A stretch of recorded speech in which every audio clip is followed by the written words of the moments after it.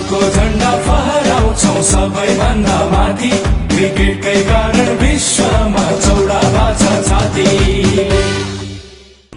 नमस्कार।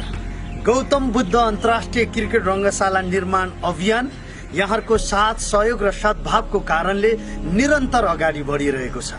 यो विषम परिस्थितिमा पनि हामीले कामलाई नरोकिकन निरन्तर अगाडि बढाइरहेका छौं।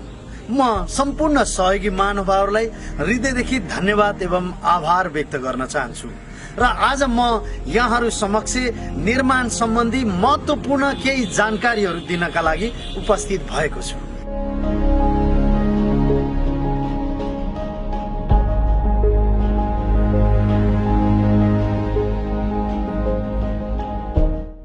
दुई 2075 साल माघ 16 गते काठमाडौँको राष्ट्रिय सभागृहमा भरतपुर महानगरपालिका र धुर्मु सुन्तली फाउन्डेसन बीच सम्झौता भई घोषणा भएको थियो। सुरुवाती चरणमा रङ्गशालाको सुरक्षार्थ अस्थायी जस्ताको बार लाउने कार्य, त्यसैगरी स्टोरहरू र साइट अफिस निर्माण गर्ने कार्य भइरहेको बखत 2076 साल जेठ 15 गते अस्थायी बारमा जस्ताको बारमा तोडफोड भई परियोजना करिब 2.5 महिना स्थगित भएको थियो।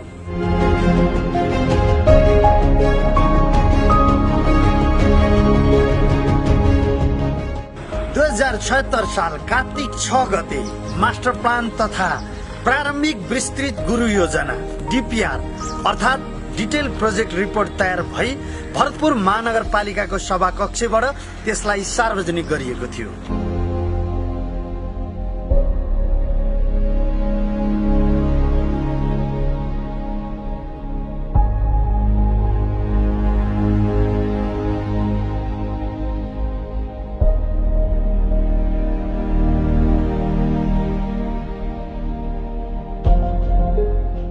विस्तृत गुरु योजना तयार भई 2076 साल मंसिर 1 गतेबाट पहिलो चरणको निर्माणको कार्य अन्तर्गत अन्तर्राष्ट्रिय खेल मैदान सम्म्याउने र सोको ड्रेन निर्माण गर्ने कार्यलाई शुभारम्भ गरिएको थियो।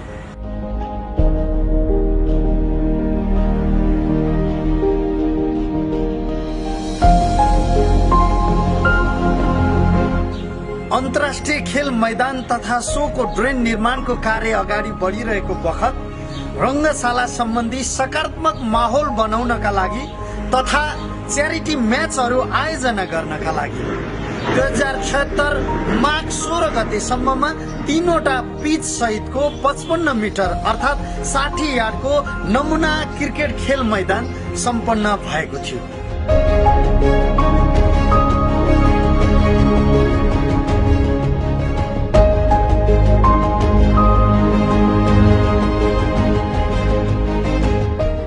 रङ्गशाला निर्माणको सहयोगार्थ धनधान्याञ्चल मूल समारोह समितिको आयोजनामा 2076 साल माघ 19 गतेदेखि 27 गतेसम्म बृहत धनधान्याञ्चल महायज्ञ आयोजना गरिएको थियो।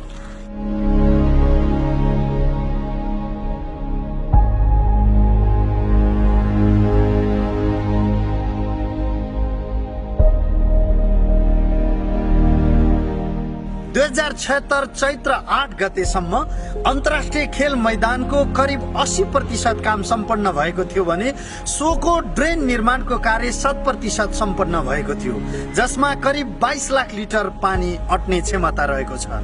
त्यसैगरी दोस्रो चरणको कार्य अन्तर्गत प्याराफिट निर्माणको कार्यलाई हामीले अगाडि बढाएका थियौं। सो अन्तर्गत स्ट्यान्ड ए र स्ट्यान्ड बी का सम्पूर्ण पिलरहरूको जग ढलानको लागि जग खन्ने कार्य र सोको पीसीसी ढलानको काम सम्पन्न भइसकेको थियो।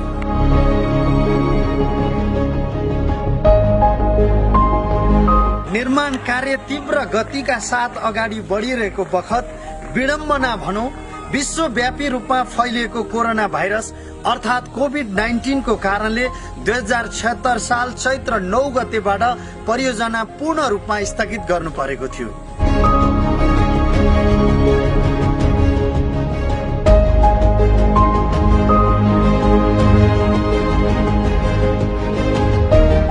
लकडाउनको चरम अवधिमा मात्र 30 जना जनशक्तिलाई क्वारेन्टाइनमा राखी 2077 साल वैशाख 20 गतेबाट पुनः परियोजनालाई सुचारू गरिएको थियो।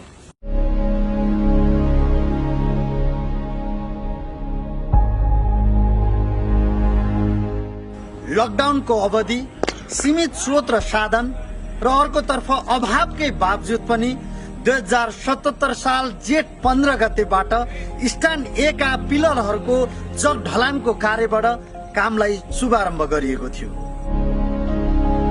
2077 साल असार 30 गते स्ट्यान्ड ए का 143 वटा पिलरहरू सबै उठाई सोको जग ढलानको कार्य सम्पन्न भएको थियो।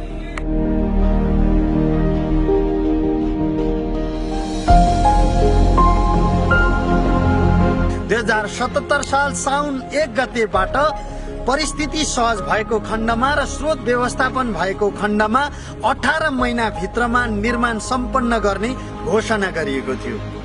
30,000 दर्शक क्षमता भएको यस गौतम बुद्ध अन्तर्राष्ट्रिय क्रिकेट रङ्गशालामा स्ट्यान्ड ए र स्ट्यान्ड बी गरी 2 वटा स्ट्यान्डहरू नामकरण भएका छन्, जसमध्ये स्ट्यान्ड ए मा 15,000 र स्ट्यान्ड बी मा 15,000 दर्शकले हेर्न सक्नुहुनेछ र स्ट्यान्ड बी को कार्य अन्तर्गत 2077 साल भदौ 21 गतेबाट पिलरको जग ढलानको कार्य शुभारम्भ गरिएको थियो।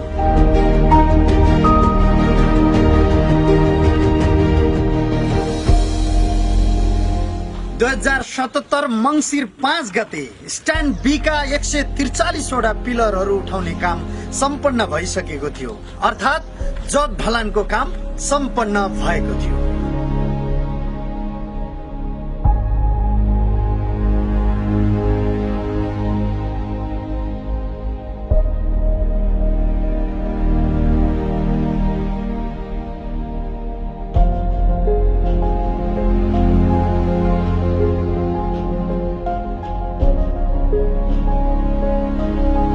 र स्ट्यान्ड ए र स्ट्यान्ड बी का सम्पूर्ण पिलरहरू ठडिसकेका छन्। स्ट्यान्ड ए मा लोअर टाइबिङको काम सम्पन्न भई मेसिनरी वालको काम पनि सम्पन्न भएर अहिले अप्पर टाइबिङको काम भइरहेको छ। स्ट्यान्ड बी मा लोअर टाइबिङको काम भइरहेको छ। हामीले 2टा स्ट्यान्ड उठाइसकेका छौं भने 2टा भिआइपी टावरको जग खन्ने काम भइरहेको छ। र यो विषम परिस्थिति र दशैं तिहार छठमा पनि हामीले कामलाई नरोकिकन निरन्तर यहाँहरूको आशीर्वादले निर्माण कार्यलाई अगाडि बढाइरहेका छौं। मैले अघि पनि भनिसकेको छु, यो नितान्त यहाँहरूले दिनुभएको सकारात्मक ऊर्जाको कारणले नै हामी निरन्तर यात्रामा छौं। र म अपिल गर्न चाहन्छु सम्पूर्ण स्वदेश तथा विदेशमा रहनुभएका सम्पूर्ण सहयोगी मनहरूलाई एक पटक मुट्ठी खोलिदिनुस्, अभियानको अभियन्ता बनिदिनुस्। सम्पूर्ण नेपाली दाजुभाइ दिदीबहिनीले अपनत्व ग्रहण गरिदिनुस्। यहाँहरूले अपनत्व ग्रहण गरेको खण्डमा देशको एकताको प्रतीकको रूपमा निर्माण कार्य अगाडि बढिरहेको जनताको रङ्गशाला तोकिएको समयमा सम्पन्न हुनेछ।